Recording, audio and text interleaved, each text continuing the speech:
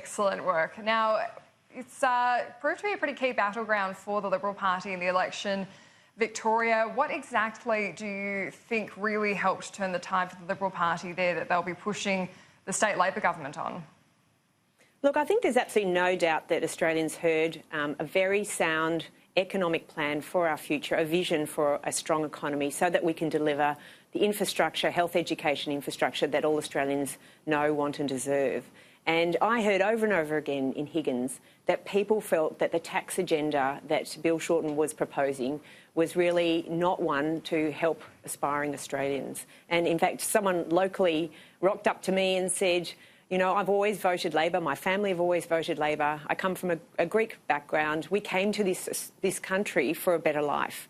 And I wish I'd recorded him because he said, you know, with the tax agenda of negative gearing, changes to CGT, changes to trust tax, the surplus, the 1% levy, and then on top of that, the franking credits. He said that there is the erosion of our aspirations. So I think the agenda, the tax agenda that was being offered on the one hand by Bill Shorten, and on the other hand, we had a strong, straightforward proposition to the people of Australia, and then for Josh Frydenberg to deliver a budget in surplus, and for, in the last week in Parliament, for us to deliver the tax relief that all Australians are really keen to see being delivered, I think is a wonderful outcome for the 46th Parliament's first week. One of the big infrastructure battles that was happening during the election was Labor saying they were going to put more money into rail, and the Liberal government said that they were going to put more money into the East-West link, that they needed Daniel Andrews to take them up on it for it really to go ahead. Do you think that the state government in Victoria will move and accept that money now?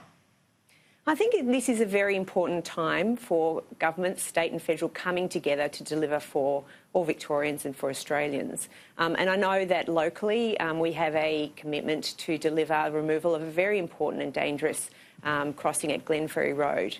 And we are interested in working with the state government, with the Andrews government. At a local level, I'm very disappointed that the money that we have on the table is under discussion at the moment with Daniel Andrews, and I'm concerned about the movement by Jacinta Allen, the Minister for Transportation here in Victoria, who has said that they've signed the contract for rail being over road at the Turak crossing. And I'm concerned and disappointed that that contract has been signed because as a federal government we would like to deliver a integrated response to the rail and decongestion in that area along the Glen Waverley line.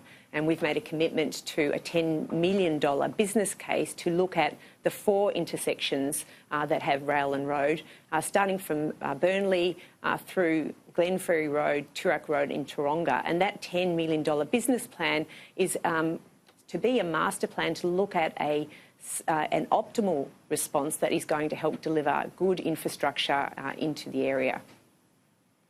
And Katie, Alan, that we've had a report this morning, or various reports that we've been running today after speaking to some of your colleagues who were surprised by the commitment yesterday given by Ken Wyatt, that renewed timetable for a referendum on Indigenous recognition. What are your thoughts on that? Would you like to see more consultation with the backbench?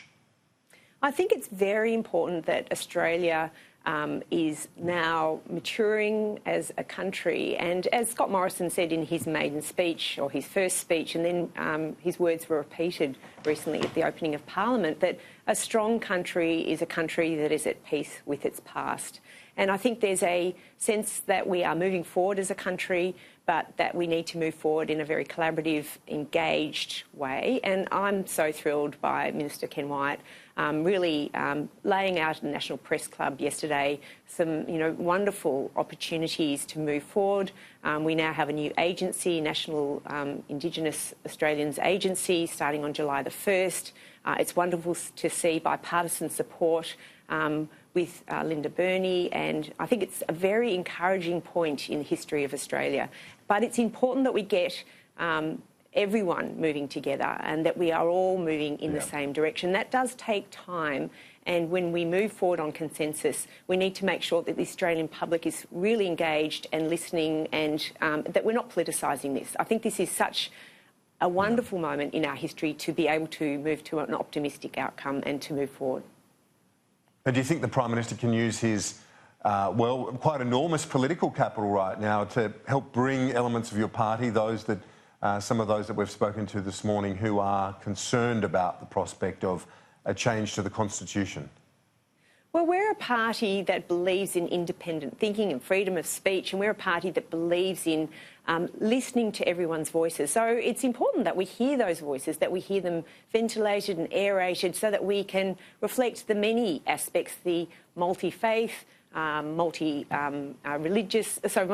multiracial aspects of what is, I regard, the most tolerant and diverse country in the world. And I feel very proud to be part of that country, but there are things that we could do better and we should do better. So listening to voices and bringing people together, it's important that people voice differences of opinions and concerns in a respectful way, so that we can therefore make sure that everyone's voice is heard and that we move forward to a consensus situation. Katie Allen, thank you so much for your time. Thank you so much, Annalise.